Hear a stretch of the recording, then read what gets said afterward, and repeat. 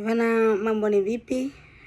Ni kwenye dondoo za kombe la dunia mwaka huu 2026 pale Marekani, Mexico na Canada. Kuna vitu vingi ambavyo vinaendelea, naamini hujapata nafasi pengine ya kuvifahamu. Jana ama usiku wa kuamkia leo tumeshuhudia moja ya mechi kali sana kati ya Uholanzi dhidi ya Japan.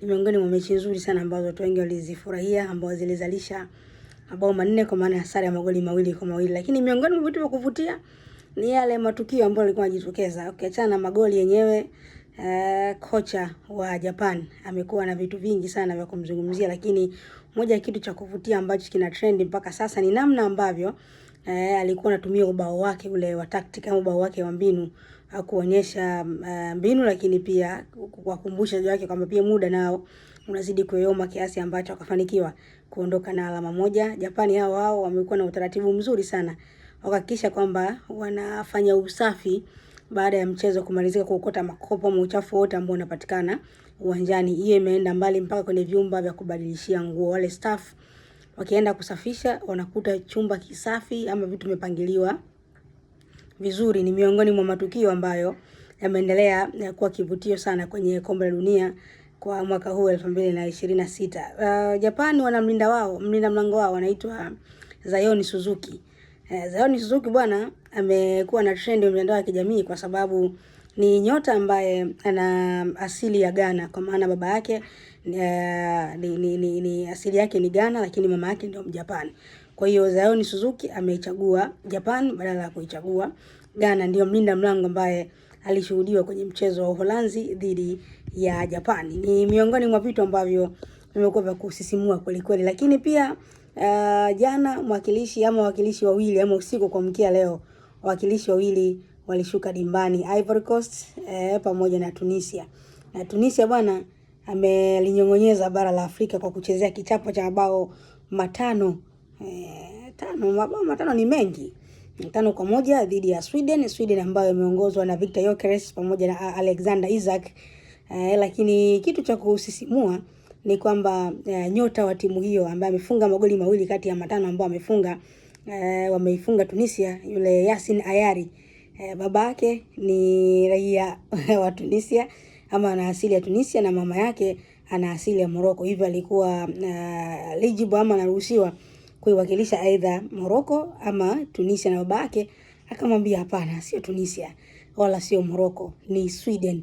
Na jana ama usiku kwa mkia leo wataandika Tunisia, na bwana mdogo baada ya kufunga yale magoli 2 akaomba radhi Tunisia kwa kile ambacho kilikuwa kimejitokeza baada ya kisago hicho cha mabao 5-1. Kocha wa kikosi hicho wa Tunisia hapa namzungumzia Sabri Lamouach amefutwa kazi ama amefukuzwa kazi. Maana yake ndio timu ya Afrika ambayo imepokea kichapo heavy tangu finali hizi kuanza kwa mwaka huu 2026, wakati timu ambayo imepigwa mabao mengi zaidi ni Curaçao, mabao 7-1, historia ikikumbushwa ya kombe la dunia mwaka 2014 pale nchini Brazil ambapo Ujerumani alimtandika mwenyeji Brazil mabao 7-1.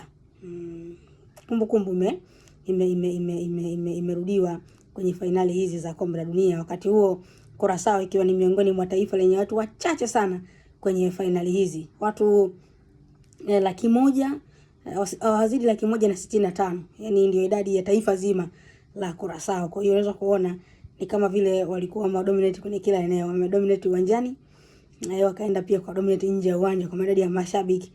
Kama wanasema mashabiki 100,000 wameingia uwanjani afu wote raia wa Curaçao, basi ni nchi nzima pengine ilikuwa inaangalia mchezo.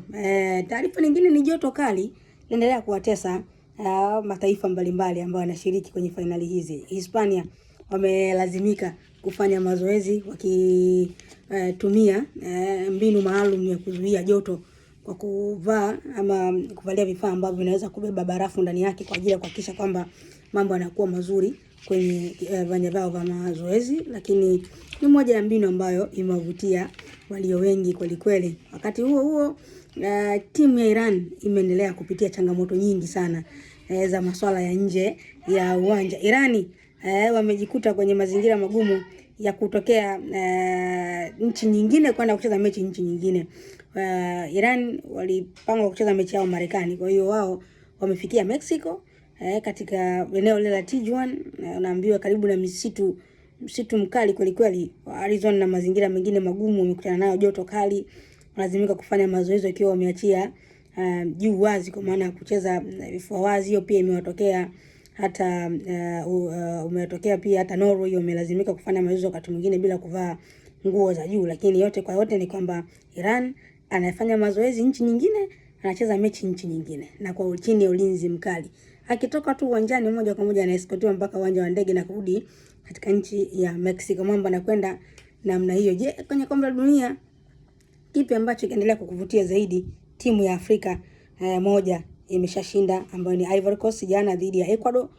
Licha ya mchezo mgumu wa kipindi cha kwanza na mchezo bora pia wa kipindi cha kwanza, lakini kipindi cha pili dakika za usiku dakika 90, Amadi Diallo nyota wa Manchester United akiwapa ushindi na kuandikia alama 3 Ivory Coast mbele ya Ecuador, ambayo ilisheheni nyota ambao walikuwa na wakati mzuri kweli kweli, akiwemo Ina Valencia. Moise Caicedo ni miongoni mwa nyota ambao walikuwa na wakati mzuri. Kwa kombe la dunia kuna mengi. Lipi ambalo linakufurahisha? Tuambie.